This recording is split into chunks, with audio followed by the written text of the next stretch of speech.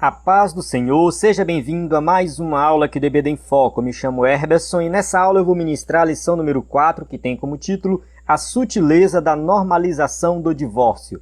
Nós estamos estudando a revista CPAD do terceiro trimestre do ano 2022, a revista que tem como objetivo falar sobre os ataques contra a Igreja de Cristo, as sutilezas de Satanás nestes dias que antecedem a volta de Jesus Cristo. Sabemos que estamos nos últimos dias, Jesus pode voltar a qualquer momento e a igreja está sofrendo ataques em vários níveis. Nós já estudamos aí nas lições anteriores falando sobre os ataques contra a Igreja de Cristo, na lição número 1. A lição número 2 nós falamos sobre a sutileza da banalização da graça. Então a gente falou da graça de Deus, da salvação, uma doutrina que está aí sendo também sofrendo muitos ataques e muitas igrejas estão se rendendo aí ao que o mundo fala sobre salvação, sobre graça. A igreja não pode fazer isso. Então aprendemos sobre a graça. É muito importante nós falarmos da graça de Deus em todas as lições. Então na lição 2 falamos da graça, na lição 3 também tivemos que falar da graça, na 4 também e assim vai. Então é muito importante falarmos sempre de salvação. A lição 3 falamos da imoralidade sexual, um tema muito importante, eu acho que está bem assim fresco na mente de todo mundo. Então todos que estudaram a lição 3 já estão bem preparados para a lição 4, porque na lição 3 nós falamos um pouco sobre o divórcio. Não muito, deu para tocar no assunto, dependendo do professor, é claro, porque entrou o tema adultério. Então a gente falou um pouco da questão do adultério e ali entrou talvez um pouco do tema divórcio, só que não foi assim para se aprofundar. Nós vamos nos aprofundar nesse tema agora na lição número 4. Este tema é um tema complicado, não é um tema fácil, é um tema difícil, até mesmo porque muitas vezes a posição teológica da igreja, assumida pela igreja, não consegue contemplar todos os casos de divórcio que tem práticos na igreja, de pessoas se divorciando. Então é muito complicado, principalmente por quem é pastor. Quem é pastor tem aí uma grande dificuldade, vamos dizer assim, para lidar com todas as situações de casamentos que não estão dando certo, casos de adultério. Então o pastor ele tem que tratar essas situações com muito cuidado. Então é um tema muito importante e é um tema que nós temos que pedir sabedoria de Deus para abordarmos ele na prática e também na EBD. Então quem vai ministrar este tema na igreja tem que pedir a direção de Deus, orar e estudar bastante. No EBD em Foco nós temos muito conteúdo que vai te ajudar a entender esse tema. Então aqui eu vou apresentar o que está na revista, mas pretendo ir além da revista, pretendo apresentar visões que vão muito além da revista para que você possa compreender outras visões diferentes do que foi apresentado pelo pastor que escreveu a nossa revista aqui, que é muito boa por sinal. O livro de apoio também vou usar aqui na aula, então a gente tem muito material e eu vou disponibilizar para você na descrição deste vídeo, seja no EBD em Foco, seja aí no YouTube, vai ter vários links com outros vídeos, PDFs, conteúdos que vão te ajudar a se aprofundar neste tema. E durante a semana nós vamos postar mais conteúdos, tanto nas nossas redes sociais quanto no nosso WhatsApp. Então se você não faz parte ainda do nosso grupo do WhatsApp, não recebe os subsídios toda semana, pode mandar uma mensagem para nós, 94 98409 2869. Você vai mandar uma mensagem, receber subsídios, você vai receber os subsídios e também um link para entrar no grupo. Tem também na descrição do vídeo um link que manda direto para o WhatsApp. Você pode clicar nesse link, você vai direto para o WhatsApp e recebe o link. Então assim, você sempre vai estar recebendo o nosso conteúdo. Nós temos aula em vídeo, áudio, PDF e um treinamento para professores de EBD totalmente gratuito. Este conteúdo você recebe no seu WhatsApp e também recebe aí no site, acessa no site ebdenfoco.com sem precisar cadastrar. Nós temos o conteúdo de assinante, que no caso são os slides em PowerPoint, sermões, cursos. Então este conteúdo de assinante você faz assinatura para ter acesso e usar o slide na sua igreja. Então se você é professor da EBD, tem como usar o slide na sua igreja, nós temos o slide pronto toda semana, este slide que eu uso aqui na aula para você ministrar na sua igreja. Se você quiser ver a qualidade, assista a aula até o final, então rasta aí o cursor do vídeo para você ver o slide mais na frente e ter aí uma noção do como é o slide. E também nós enviamos no WhatsApp o tópico 1 do slide para você baixar e ver a qualidade. Então né? O slide é muito bom mesmo, vale muito a pena fazer assinatura para você usar na sua igreja. Toda segunda-feira é postado no nosso site e você pode acessar para usar na igreja. Vamos para o texto áureo, que diz assim: assim não são mais dois, mas uma só carne. Portanto, o que Deus ajuntou, não separe o homem.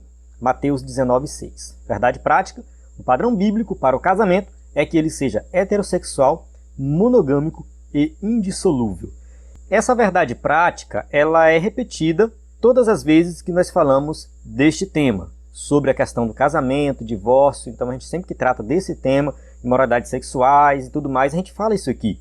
Casamento é bênção de Deus. Deus criou o casamento, Ele instituiu o casamento. O casamento não é obrigatório. Quem não quiser casar, tudo bem, fique sem casar, desde que consiga manter a pureza sexual. Tem pessoas que realmente elas não têm desejo sexual, não têm vontade de fazer o sacrifício que o casamento exige, então essas pessoas optam por ficar solteira. Não é pecado, tá? Deixa bem claro isso aqui, principalmente para os jovens. Algum jovem fala que não quer casar, não tem problema. Mas se você quer, né, manter a pureza sexual e não consegue fazer isso solteiro, case, tudo bem. Paulo deixa isso bem claro nas suas cartas, então está escrito lá. Então você vai casar, mas o casamento, o que ele é? Ele é heterossexual entre um homem e uma mulher.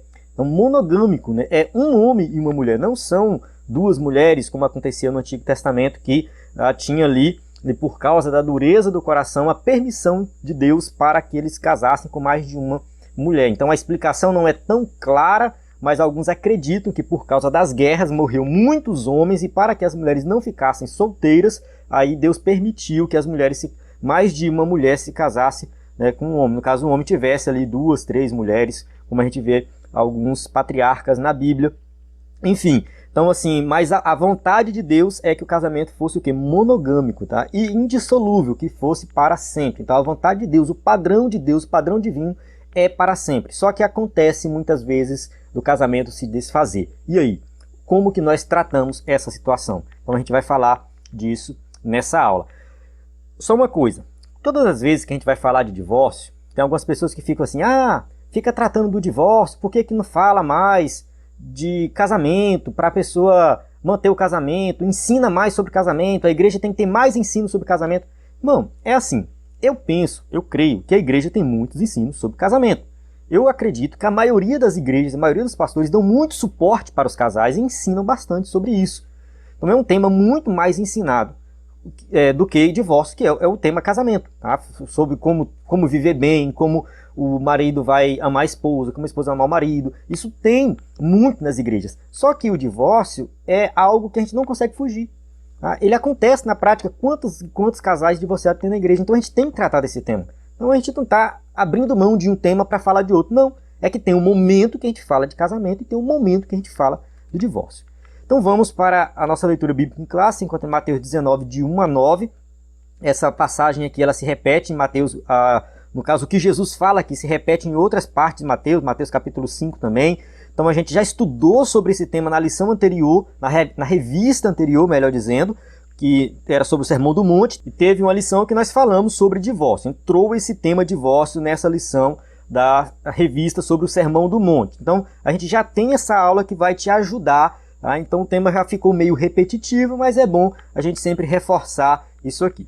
Então vamos para a introdução. A introdução aqui diz o seguinte: o divórcio é entendido como um ato por meio do qual o casamento é dissolvido. Nesse aspecto, o divórcio é a dissolução absoluta da aliança conjugal, tendo como resultado a anulação de seus efeitos civis. Então, eu acredito que está bem definido o que é divórcio, tá? O caso de divórcio é a dissolução do casamento, perde todos os seus efeitos civis. Isso aqui é previsto em lei, a gente vai falar mais na frente sobre isso durante a aula. O que a gente precisa compreender é o seguinte, que dentro do contexto cristão, do ponto de vista divino, o casamento é entendido como uma união de corpos, como um casal que fez a documentação, vamos dizer assim, assinou um termo, assinaram lá um termo, teve testemunha, teve cerimônia às vezes, e aquilo foi o papel. Só que do ponto de vista divino, o casamento ele se consuma quando o casal está ali junto, vivendo, tendo relações sexuais, tudo aquilo que a gente falou na aula anterior, e mais um pouco. Então envolve muita coisa um casamento. Então um casamento ele é muito além do papel. Então tem muitas pessoas que pensam assim, eu não vou divorciar porque o divórcio é pecado, mas vive uma vida dentro de casa divorciada, na prática divorciada, porque às vezes um dorme no quarto, outro dorme no outro, as finanças são separadas, tem tudo separado dentro de casa. Vai na igreja junto para disfarçar, segura na mão quando entra na igreja, para ninguém ver de fora. Mas quando chega em casa, na prática do dia a dia, o casal não é um casal. Então a gente levanta até um questionamento. Será que o divórcio não aconteceu já nessa situação? É só um questionamento. A gente vai tratar disso durante essa aula e durante a semana também com outros vídeos. Dependendo da cultura, dos pressupostos religiosos praticados e da motivação que levou à ruptura do casamento, a prática do divórcio pode permitir os cônjuges contrair um novo casamento ou não. Então aqui entra um outro tema complicado. Uma vez que aconteceu o divórcio, é permitido um novo casamento? Então a gente tem que tratar desse tema também. Tem um vídeo meu sobre divórcio, que eu detalho sobre isso na descrição aqui do vídeo. Já mandei nos grupos, eu tenho 20 grupos aqui do EBD em Foco, na verdade tem mais de 20 grupos, e assim, já enviei esse vídeo e vou continuar enviando. Quem solicitar, na descrição do vídeo tem também. Então assim, a gente vai abordar esse tema aqui, divórcio e novo casamento, mas assim, como é um tema muito complexo, talvez não vai dar para falar tudo e você precise de algo complementar. E essa aula pode ficar muito longa. A lição de hoje fará uma análise sobre o divórcio no contexto da cultura bíblica e contemporânea. Então é o que a gente está falando o tempo todo. A gente está comparando o que o mundo faz e o que a igreja faz. A igreja é diferente do mundo. Então a gente vai sempre fazer essa análise, pode-se dizer assim, até entra aí o que chamam de dialética, mas vamos lá. Devido à tendência contemporânea de vulgarizar o divórcio, tornando-o banal e normal, a presente lição tomará como padrão aquilo que as Escrituras Sagradas ensinam sobre esse assunto. Então vamos lá. O mundo vulgarizou o divórcio. No mundo, a pessoa pode casar e divorciar a hora que quiser, quantas vezes quiser. Tem pessoas aí que já casaram e divorciaram mais de 20 vezes. É um absurdo, mas é porque banalizou. A gente já falou da banalização da imoralidade sexual, falamos sobre, no caso, só corrigindo aqui, a sutileza da imoralidade sexual na aula anterior. Falamos que o mundo banalizou a questão do sexo, já tratamos sobre isso, e o divórcio entrou no pacote. Então no mundo isso aí é banalizado, é normal, mas dentro da lição aqui, dessa lição, nós vamos mostrar, de acordo com as Escrituras, que não é assim que funciona, não é igual ao mundo. Tá? Dentro das Escrituras nós temos um padrão diferenciado para o casamento, e quando se trata da questão do divórcio também. Também se orientará por aquilo que o nosso documento confessional, a Declaração de Fé, ensina a orientar sobre o divórcio. Então assim, o escritor da revista, como ele é da Assembleia de Deus, e a revista é da Assembleia de Deus, a Declaração de Fé das Assembleias de Deus vai guiar muita coisa aqui nessa lição.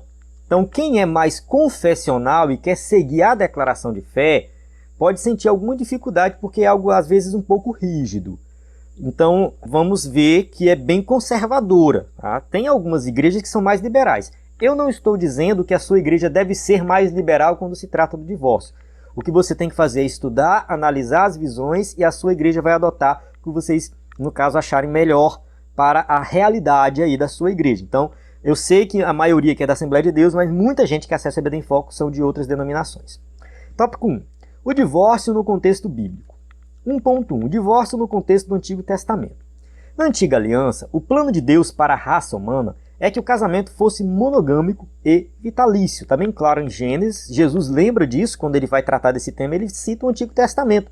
E criou Deus o homem à sua imagem, e à imagem de Deus o criou. Macho e fêmea os criou. E Deus abençoou e lhes disse: frutificai, multiplicai-vos, enchei a terra e sujeitai-a. Então está bem claro aqui, Deus criou homem e mulher, a questão de gênero está muito bem definido, só um homem, só uma mulher também. Então é um casamento heterossexual, monogâmico, e está aqui que eles têm que frutificar e multiplicar. O casamento tem que gerar filhos, tem que gerar frutos. Isso vem através da relação sexual e de outras, no caso a relação sexual, além de gerar filhos, também em outros benefícios para o casal, que a gente já tratou na lição anterior, e o casamento deve ser para sempre. Então o profeta Malaquias afirmou que Deus odeia o divórcio, está lá em Malaquias 2,16, porque o Senhor, o Deus de Israel, diz que odeia o divórcio e também aquele que cobre de violências as suas roupas, diz o Senhor dos Exércitos. Portanto, tenham cuidado e não sejam infiéis. Então Malaquias 2,16, está dentro de um outro contexto, mas está bem claro que Deus odeia o repúdio, o divórcio, Deus não agrada dessa situação, Deus não se agrada, né? Deus não se agrada do divórcio. Olha que isso foi escrito no Antigo Testamento, em que as pessoas se divorciavam por qualquer motivo. A gente vai tratar aqui um pouco sobre essa questão que acontecia no Antigo Testamento. Tinha duas interpretações principais, e uma das interpretações dos rabinos da época era que o divórcio poderia acontecer por qualquer motivo, mas o profeta Malaquias vai de encontro com esse pensamento da nação de Israel e fala: olha, vocês estão interpretando errado, porque Deus odeia o divórcio. Contudo, em certos casos, o divórcio era previsto, em outros aparece como uma permissão.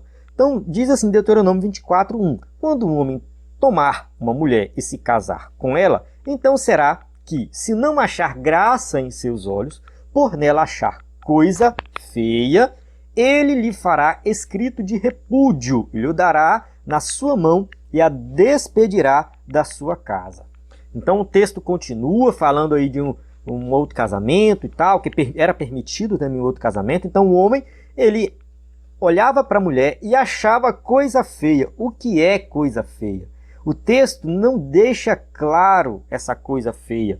Essa tradução aqui ela vai variar de Bíblia para Bíblia. Tem uns que traduzem como coisa indecente, mas o texto bíblico não deixa bem claro. Eu acredito, eu penso que os primeiros leitores deste texto entenderam muito bem o que Moisés quis dizer. Eu acredito que não houve dificuldade para eles. Talvez houve até uma explicação ali para que eles pudessem entender. Só que isso não se manteve no texto e, enfim, não foi para o texto, no caso. E isso também não, pode-se dizer assim, que não ficou registrado em lugar nenhum. Então fica difícil definir o que seria essa coisa feia. Então a expressão hebraica, né, taiervá, dabá, traduzida como coisa feia, possui o sentido de nudez ou coisa vergonhosa, mas mesmo assim não está bem claro o que é essa coisa vergonhosa. Então o texto não especifica o que significa essa expressão, então isso deu margem para uma série de debates para as escolas rabínicas. Tinha a escola de Shammai e a escola de Hillel. Então a escola de Shammai era um pouco mais assim radical, mais conservadora, né? Ela falava assim que seria mais a questão de talvez quando o homem se casasse com a mulher ela não fosse virgem, tivesse algum tipo de imoralidade sexual mais nesse sentido. Não é adultério, porque o adultério era tratado com a morte, tá? No entanto, fica claro que não se tratava do adultério, que no tempo de Moisés era punido com a morte.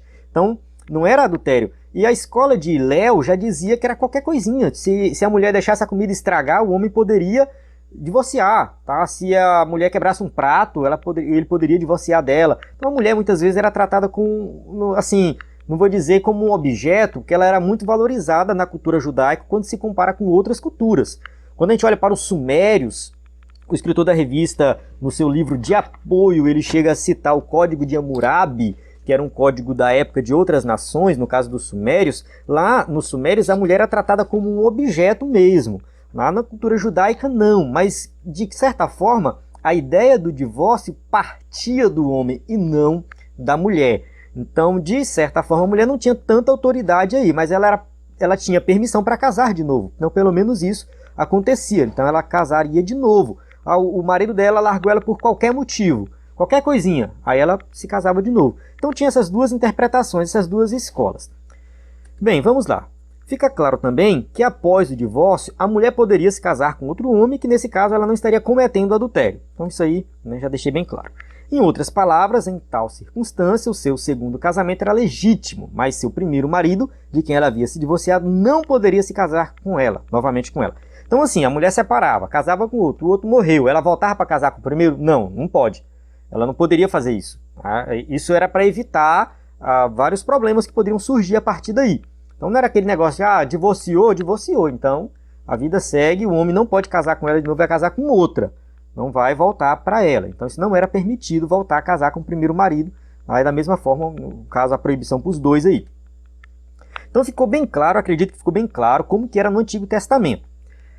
Dentro do que está escrito no texto e a interpretação das escolas rabínicas. Essa interpretação das escolas rabínicas que eu citei aqui, elas assim não definiam exatamente como que deveria acontecer o divórcio. Então, como não era algo muito definido, muitas vezes dependia de pessoa para pessoa, mas o divórcio era permitido e acontecia na Antiga Aliança e o Novo Casamento também. 1.2. O divórcio no contexto do Novo Testamento. Então vamos lá.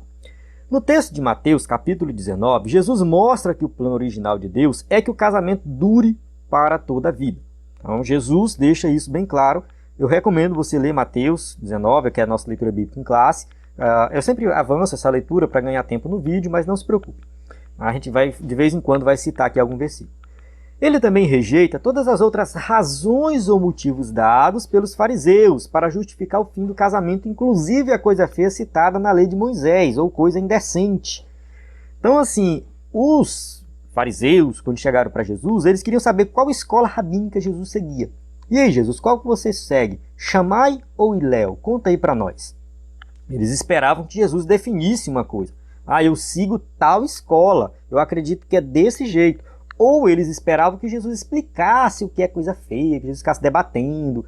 Então eu vejo muita gente debatendo o que significa coisa feia, coisa indecente, e Jesus não fez isso, Jesus não estava preocupado. De acordo com Jesus, o único motivo que justifica a separação, no caso apolió ou apolio, no caso do grego, né, significa divórcio, é se um dos cônjuges praticou relações sexuais ilícitas. Preste atenção que aqui começa a complicação. A expressão relações sexuais ilícitas traduz o termo grego moikaomai, que significa adulterar. No texto de Mateus, portanto, o seu sentido é de alguém que cometeu adultério. Aqui eu quero abrir um parêntese porque a revista está errada. Isso mesmo, a revista está errada nesse ponto. E há uma contradição entre a revista e o livro de apoio. E eu fiquei me perguntando o que aconteceu. Quem escreveu o livro de apoio, quem escreveu a revista, quem revisou isso e deixou esse erro passar. É um erro, tá, irmão? Não é um ponto de vista diferente, não. Vamos lá, vou explicar aqui. Slide extra, correção de um erro da revista. Isso aqui vai estar no slide oficial de quem baixar para usar na igreja. Aí quem não estudar o slide antes vai se enrolar aí, mas a gente tem que explicar as coisas. Relações sexuais ilícitas em Mateus 5,32, no original, a palavra que aparece aqui é porneia, ou porneias, que é uma declinação. Eu, porém, vos digo, qualquer que repudiar sua mulher, exceto em caso de porneia, a expõe a tornar-se adúltera, e aquele que casar com a repudiada comete adultério. Observe que o original, eu não estou discordando porque é um ponto de vista diferente. Não, no original, no grego, está escrito porneia. Na revista, o escritor disse que é moikaomai, que é uma declinação de moikeia. Tá? Moikeia é o verbo, né, sem ser conjugado, e aqui, no caso, moikaomai seria a declinação dele. Então, esta afirmação está errada, tá? Nesse texto aqui, relações sexuais ilícitas é a tradução de porneia e não moikeia. E de acordo com a lição 3 dessa mesma revista, a palavra porneia significa qualquer tipo de ato sexual considerado pecaminoso, incluindo adultério, prostituição, impureza e fornicação. Então a palavra porneia ela é mais ampla no seu significado. Porneia pode significar adultério, mas tem um significado mais amplo e, enfim, a gente viu isso na lição anterior. Quando os escritores do Novo Testamento querem falar de adultério, eles usam moikeia e não porneia. O escritor da revista, no seu livro de apoio, no caso o pastor José Gonçalves, ele coloca lá na página 50, que trata deste tema, tá? O capítulo 4, a sutileza da normalização do divórcio, página 50, era até para ter colocado no slide, acabei não colocando aqui, mas eu posso atualizar depois. O texto diz assim, logo no começo da página 50, Ele fala assim, ó, o texto deixa claro que a imoralidade sexual, tradução do termo grego porneia. Olha só, no livro de apoio, ele diz que a palavra imoralidade sexual, tá aqui, relações sexuais ilícitas ou imoralidade sexual, é a tradução de porneia. Aqui ele já disse que é moikaumai, ou moikeia, né? Vamos colocar assim, moikeia e porneia, que um é adultério e o outro, né, tem vários significados. Então, assim, o escritor, ele cometeu esse erro, não sei o motivo, tá? Então a gente tem que corrigir. Estou corrigindo aqui, porneia que foi usado. É uma referência bem geral, bem ampla. Eu vou ler aqui o trecho do livro Ética Cristã do Norman Geisler. Está escrito assim, vai ficar um pouco chato, demorado? Tudo bem, não tem problema, mas a gente tem que entender o assunto. Diz assim, ó, uma palavra grega diferente para designar o adultério é usada no Novo Testamento. Trata-se do termo grego moikeia. Se Mateus tivesse a intenção de se referir a adultério, prática sexual ilícita envolvendo uma pessoa casada, ele teria usado essa palavra e não infidelidade, que é porneia. Então, se Mateus quisesse falar do adultério, que é a traição, ele usaria moikeia e não porneia. Mas ele usou porneia, tá? Mateus usa a palavra moikeia quando descreve adultério, lá em Mateus 15, 19. Lá em Mateus 15, 19, quando ele vai falar de adultério, ele usa moikeia. E formas do verbo moikeio, cometer adultério, várias vezes. Ele usa isso várias vezes. Outros autores do Novo Testamento fazem uso regular das palavras moikai, moikeo, para descrever o adultério. Então aqui tem uma citação de Marcos 7, 21, Lucas 16, 18, João 8, 9, Romanos 2, 22, Tiago 2, 11, Apocalipse 2, 22.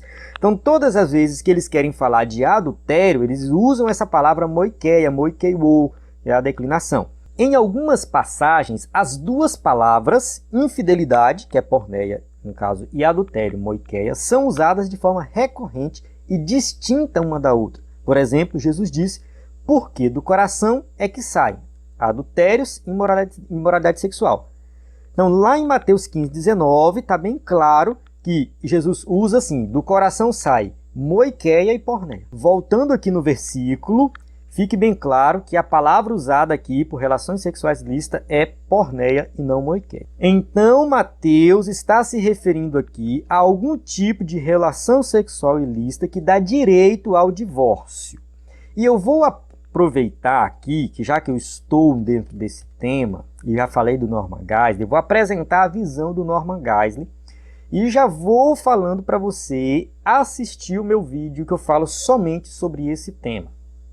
Tá na descrição aí do vídeo, tem um link. O Norman Geisler, no seu livro de Ética Cristã, não somente ele, mas outros teólogos também concordam com essa interpretação, é que Mateus, ele usa essa exceção, ele faz essa exceção de que é permitido o divórcio em casos de porneia, ou seja, de imoralidade sexual ou relação sexual ilícita, dentro do contexto judaico. Olha só, dentro do contexto judaico, porque para os judeus, eles levavam muito a sério essa questão de casar com a mulher e a mulher ser virgem. Então, se a mulher não fosse virgem, eles anulavam o casamento. Então, tinha o quê? Um divórcio, porque o casamento já tinha acontecido. Então, tinha um divórcio e isso era permitido. Então, o divórcio, de acordo com o que Jesus diz aqui em Mateus 5,32 e também lá em Mateus 19, eu, porém, vos digo, qualquer que repudiar sua mulher, exceto em casos de aí ela não ser virgem, porque teve uma relação sexual ilícita dela, antes dela casar, então essa é a exceção que Jesus dá. A exceção que Jesus está dando aqui, de acordo com uma boa parte dos teólogos, Norman Geisler e outros teólogos também vão entrar nessa interpretação. Eu não sei se o D.A. Carson entra, mas parece que também. Enfim, a gente pode pesquisar até depois alguns teólogos que vão seguir essa interpretação. Então, alguns teólogos seguem essa interpretação. Jesus está liberando o divórcio, no caso do contexto lá dos judeus, que se a mulher não fosse virgem. Então, essa exceção só tem em Mateus, ela não tem em Marcos, não tem em Lucas. Ela não está presente lá. Então, se a gente for levar ao pé da letra, Jesus não está liberando o divórcio no caso de traição, de adultério. Jesus está deixando bem claro no texto bíblico aqui, e enfim, citando o Antigo Testamento, que Jesus está deixando bem claro que o divórcio, em hipótese alguma, ele é bem visto por Deus. Ele tem essa liberação. É claro que essa visão ela é diferente da visão da Assembleia de Deus. E aqui eu vou entrar, segura um pouco aí, que eu vou entrar nos casos em que o divórcio pode acontecer. Segura um pouco aí. Olha só. Vamos lá, eu vou avançar rápido aqui esse tópico, né, porque eu quero chegar no ponto em que ele defende aqui a visão da Assembleia de Deus. Então, assim, a visão da Assembleia de Deus é que se houve uma traição, um adultério, a pessoa que foi vítima tem o direito de casar-se novamente. Ou seja, ele está liberado para divorciar e casar de novo. Existe essa liberação e não teria nenhum problema. Então, a declaração de fé da Assembleia de Deus reconhece a legitimidade de um novo casamento quando o motivo do fim do primeiro casamento foi o adultério. Então, há uma liberação dentro dessa doutrina. E não é somente a Assembleia de Deus, tá? Estou citando a Assembleia de Deus, mas a grande maioria das igrejas seguem essa interpretação aqui. Mas não significa que ela é a melhor interpretação e ela é a mais correta. Então, Paulo também, quando escreve aos Coríntios, fala dessa questão do casamento, né? E aí ele vai citar, no caso de crentes, Paulo diz que o casal venha se separar, se o casal venha se separar, que não se case de novo ou que se reconcilie.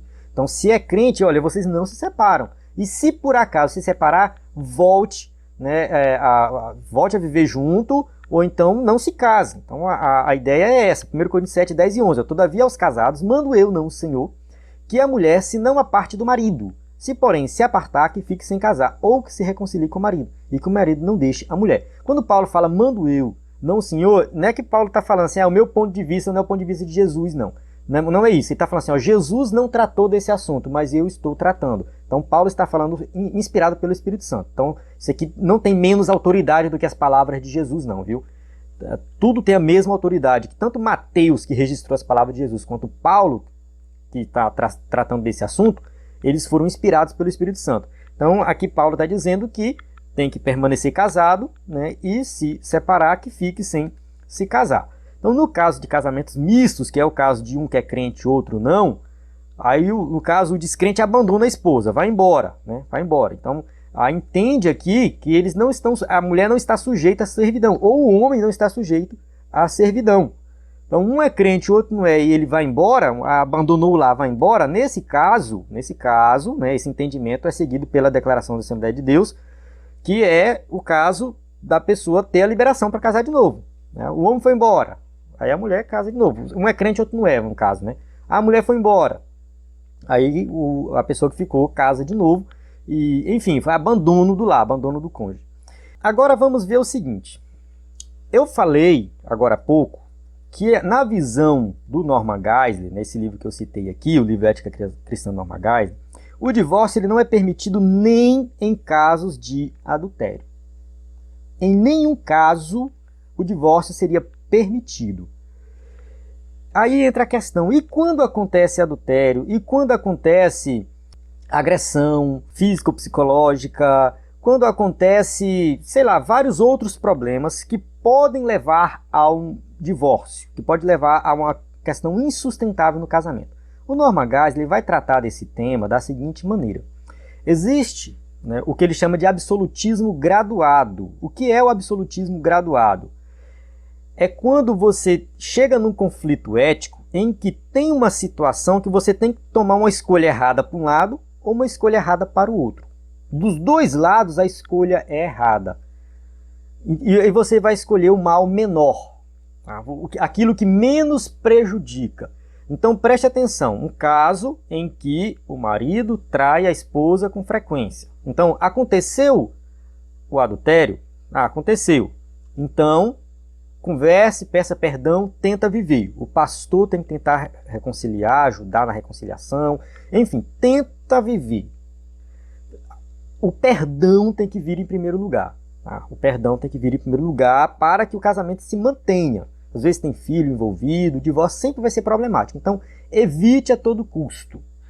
Chegou numa situação em que não foi possível a traição é recorrente, recorrente, recorrente, aquela mulher que está sendo traída, vamos colocar assim, um homem que está traindo a mulher. Pode ser o contrário também, a mulher traindo o marido. Mas enfim, quem está sendo traído corre o risco de se contaminar com uma doença sexualmente transmissível, uma AIDS ou qualquer outra doença, sabe? Corre o risco de gerar filhos com outra pessoa, então a mulher pode engravidar do amante, o homem pode engravidar a amante. Então são problemas que vão ser gerados.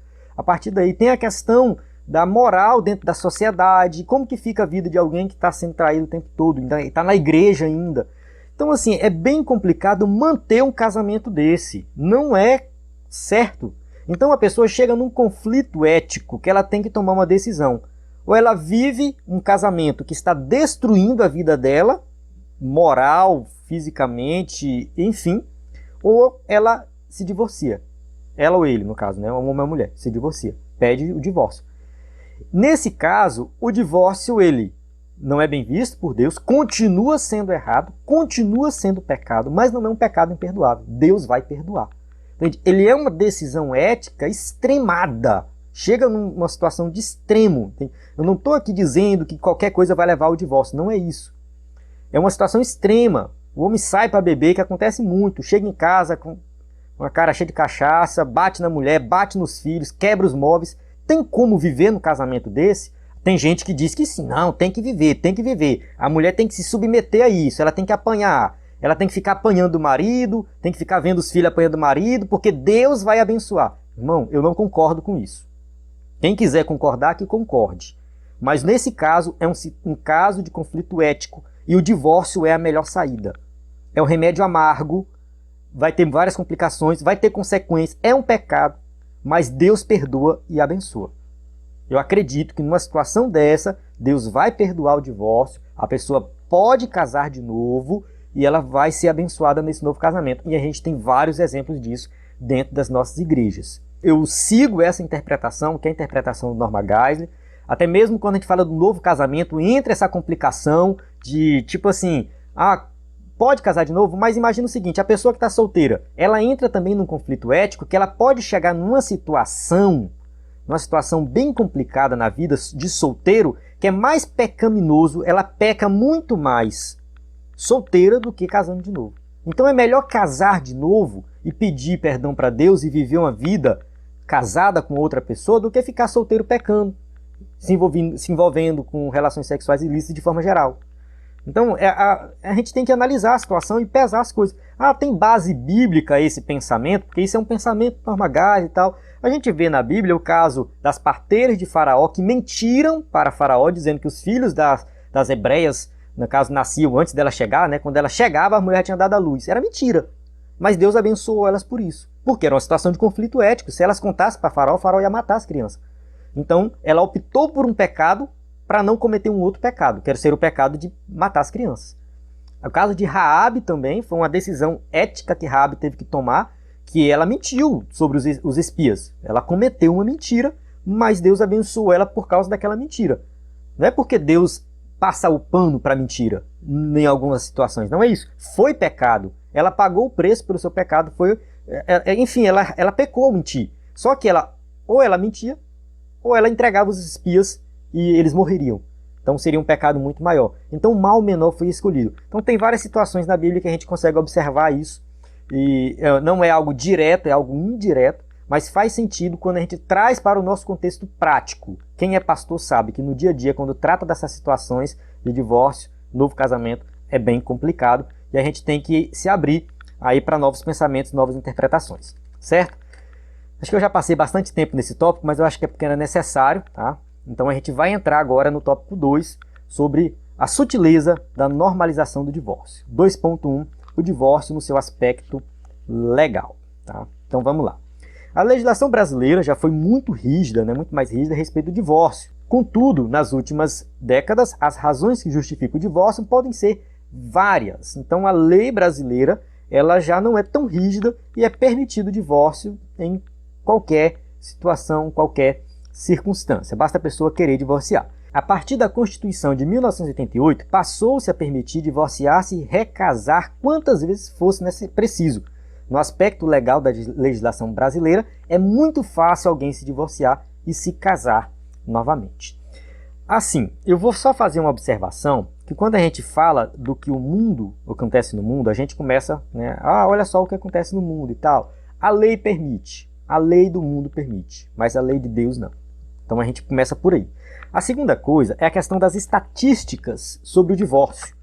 O próprio escritor aqui da revista, o pastor José Gonçalves, ele vai citar no livro de apoio, logo no comecinho do capítulo 4, algumas estatísticas sobre o divórcio, né? Ele fala assim, que de acordo com o IBGE, 1 a cada 3 casamentos acaba em divórcio. Só que assim, eu não concordo com essa estatística, e o livro de ética cristã do Walter Kaiser, que eu já citei no meu vídeo de destaque anterior, vou falar dele de novo, é um livro muito bom. Ele faz uma análise dessas estatísticas, ele diz que elas são muito imprecisas. Primeiro, porque assim, vamos supor que esse ano aconteceu, eu vou chutar um número qualquer, tá? É muito mais do que isso. Aconteceu esse ano 10 mil divórcios. 10 mil divórcios. Vou chutar, tô chutando, não sei, tá? Tô chutando o valor, só um exemplo, 10 mil divórcios. Aí o ano passado casou-se 30 mil pessoas.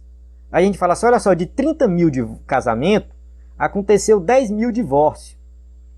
Então, 1 a cada 3 divorciou. Esse seria o raciocínio, certo? Mas está errado. Porque os 10 mil divórcios que aconteceram esse ano, eles não foram dos casamentos do ano passado. Eles foram dos casamentos dos últimos 50, 60 anos. Vamos colocar 50 anos, né? Então, mas tem muita gente que tem mais de 50 anos casado. Entende? As pessoas que divorciaram esse ano não é referente a uma grande quantidade de pessoas que casaram nos últimos 50 anos. Imagina aí que nos últimos 50 anos casou quanto? Da minha estatística aqui, fictícia, tá? Minha estatística fictícia aqui. Só estou dando um exemplo. A minha estatística fictícia, se a gente for levar em conta 50 anos, cada ano acontecendo aí de 30 mil a 20 mil casamentos, então a gente vai ter aí 1 milhão de casamentos. Quando acontece 10 mil divórcios, irmão, é 1%.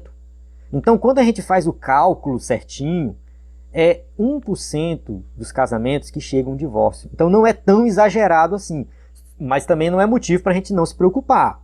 Tá? Um casal que se divorcia já é algo triste. Já é algo que a gente tem que tratar direitinho aí. 2.2. O divórcio no seu aspecto moral.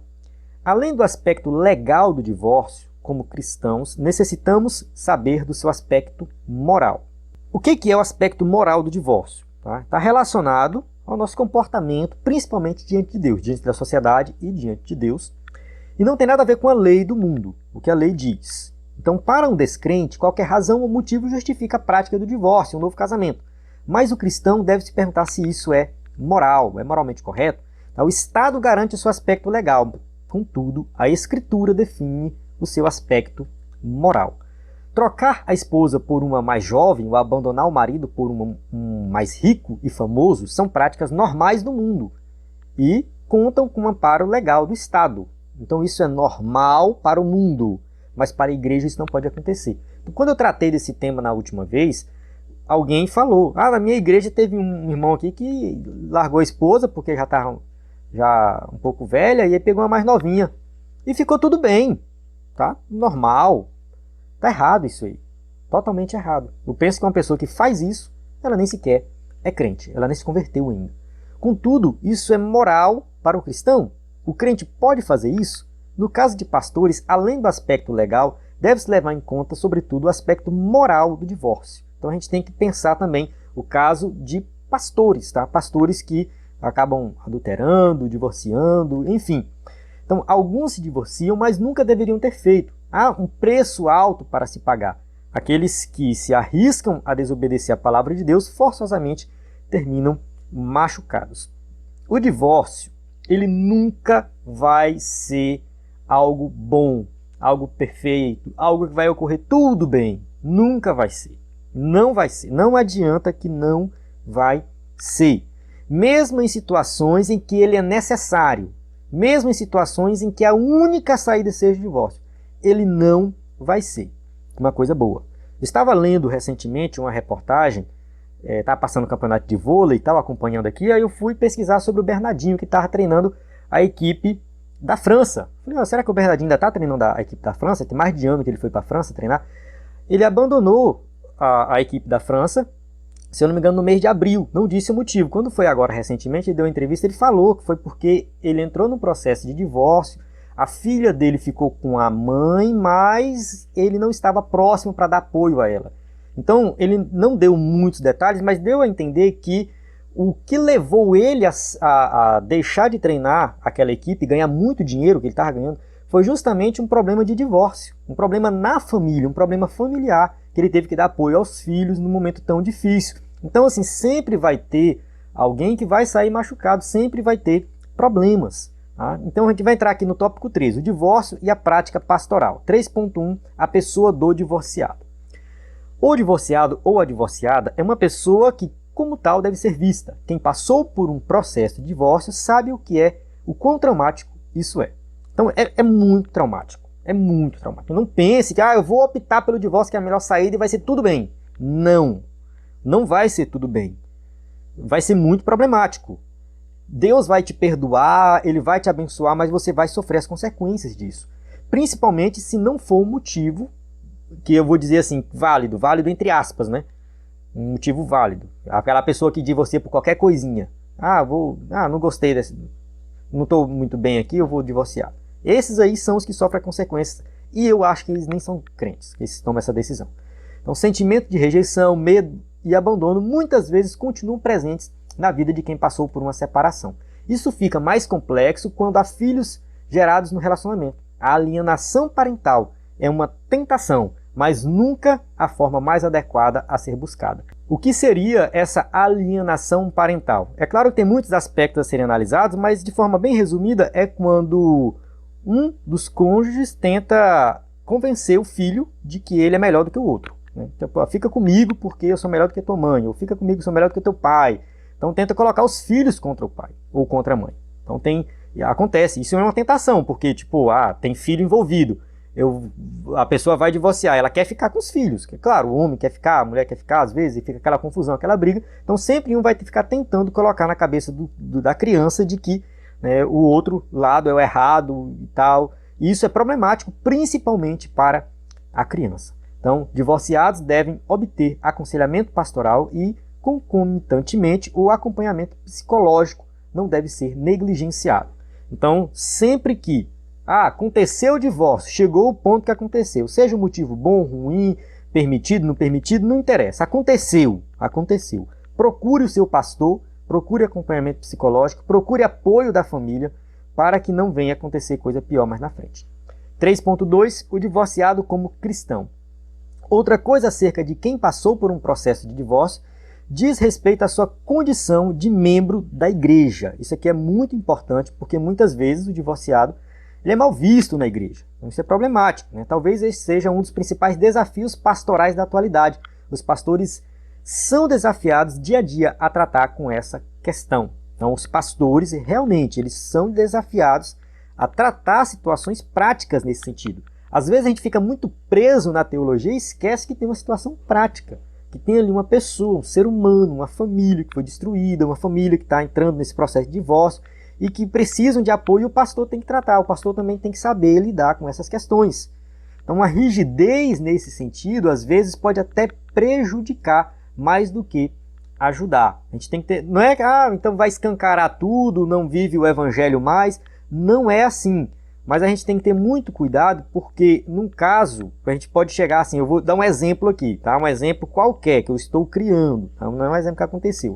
Vamos supor que acontece um adultério, tá? Dentro do casal ali, alguém traiu. Tá?